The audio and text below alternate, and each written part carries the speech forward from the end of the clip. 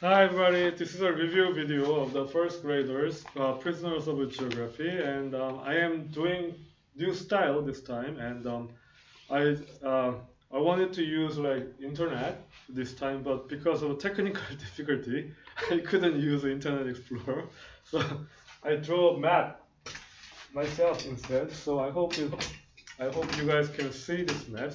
My apology. I'll try make a better map next time. Okay, and this is a review video after the midterm exam. Okay, so America was expanding its own influence inside its country, right? So now they finished unifying its own country. Now they have a like in 1867, America bought territory from foreign country, right? America bought Alaska from Russia, and when America first bought this territory, people didn't like it because this Alaska was nothing but a snow. However, later on, oil and gold was discovered in Alaska, so people's opinion changed toward about buying the Alaska area. Now, we'll continue. So, 2 years on, 1869, came the opening of the Transcontinental Railroad. So, from the east coast to the west coast, they completed building the railroad, right? So, now you could cross the country in a week, whereas it had previously taken several hazardous months. So before they completed the railroad, it took several years and also dangerous because there was a burglars in the middle of this territory. So you could lose all your item, product, or even you lose your life. But now you have a railroad that can safely cross the country within a week. So now it contributed the development of trade of the country. So as the country grew and grew wealthy, began to develop a blue water navy. Now the country is interested in the outside of territory. Now they built a blue water navy. So most of the 19th century, foreign policy was dominated by expanding trade and avoiding entanglement outside the neighborhood. So in 19th century, America tried to avoid entanglement, tried to avoid conflict with the foreign government, and they want to expand its trade with other countries. And it was time now to push out and protect the approaches to the coastline. And they felt that they became quite strong enough now, so it is time to pay more attention to the outside and try to protect the sea coast, 3 sea coastlines now. And the only real threat was from Spain. May have been persuaded to leave the mainland, but it still controlled the island of Cuba, Puerto Rico, and part of what is now a Dominican Republic. So America, this is a Florida, right? And Cuba and Dominican Republic and Puerto Rico. So the only real threat was from Spain. So Spain used to control these 3 island countries. Now Spain is out of the main territory, but still have an influence in these island countries. So Cuba, in particular, kept American president awake at night, as it would again in 1962 during the Cuban Missile Crisis.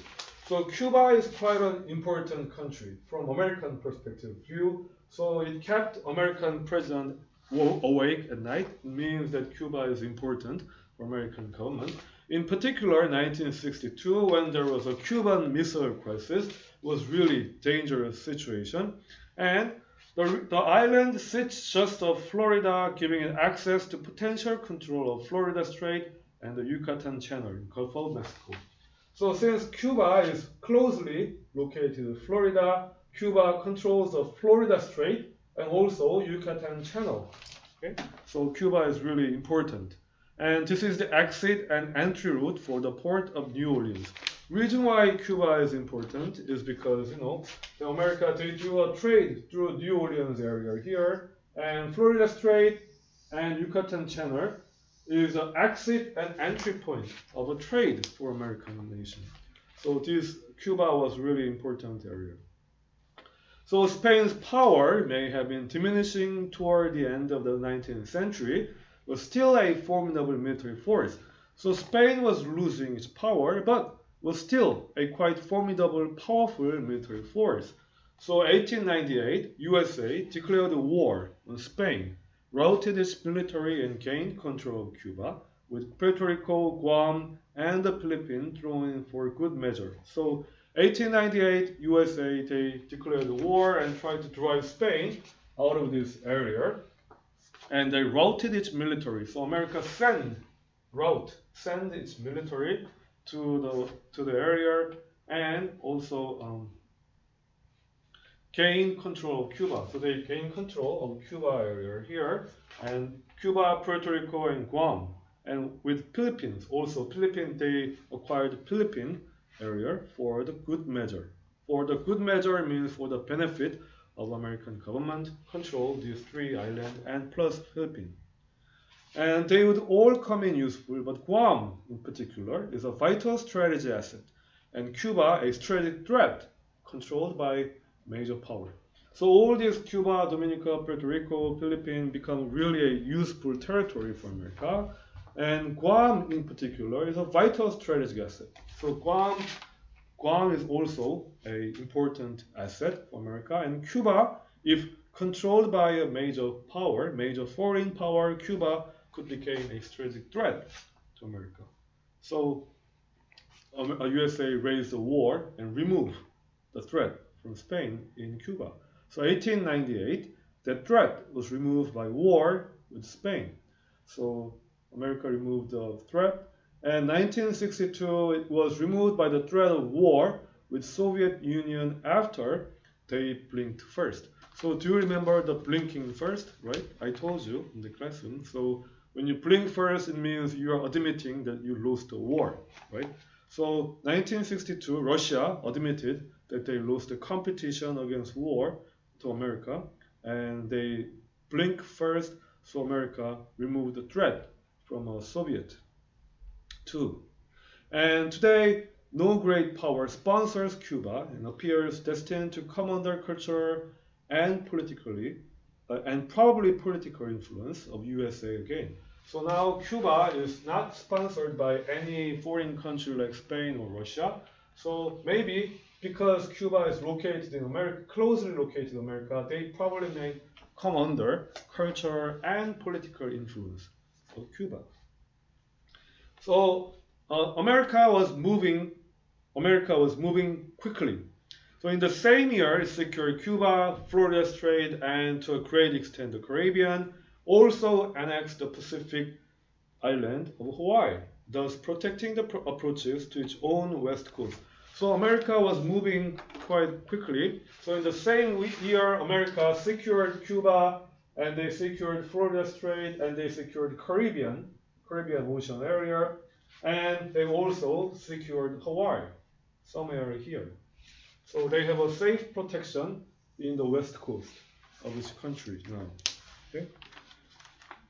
And 1903, America signed a treaty leasing its exclusive right to Panama Canal. Trade was booming.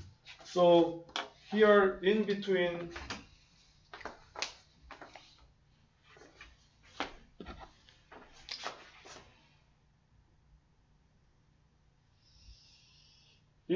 here, there is a Panama Canal, right? So not using Panama Canal, if you want to have a trade with South Korea and China, America has to make a huge detour, go all the way down to cross the Argentina. However, in 1903, America signed a treaty with Panama Canal, so they have a now shortcut. So going to Panama Canal and going to Korea, China, and Japan, right? So the trade was booming.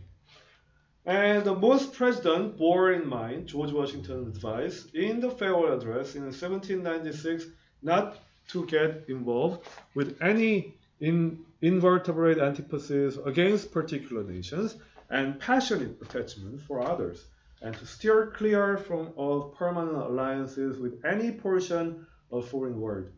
So George Washington, the first president of America, when he retires, he gave an advice to his following president, and he says that don't get involved in invertebrate antipathies. And you guys remember what invertebrate antipathy means, right? So invertebrate means permanent, antipathy means hatred. So President Washington said, don't get involved with any permanent enemy with any particular nations, and also don't get involved with any passionate attachment for others.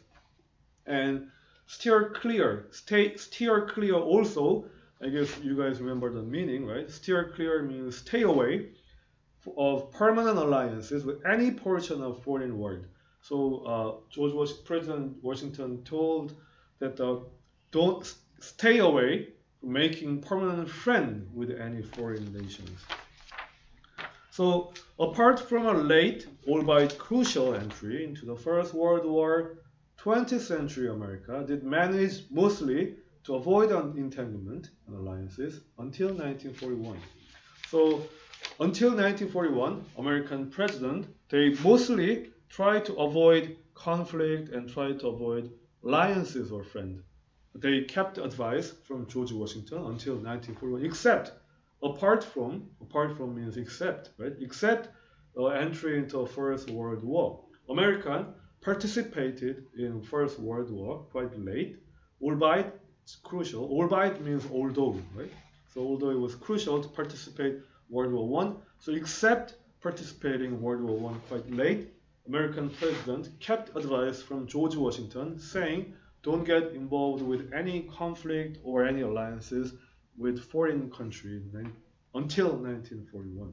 Okay, so this is how far we covered last time. So thank you for listening. You guys did a good job, and we'll probably continue the lesson next time. Okay, thank you guys. Thank you. Bye. Bye.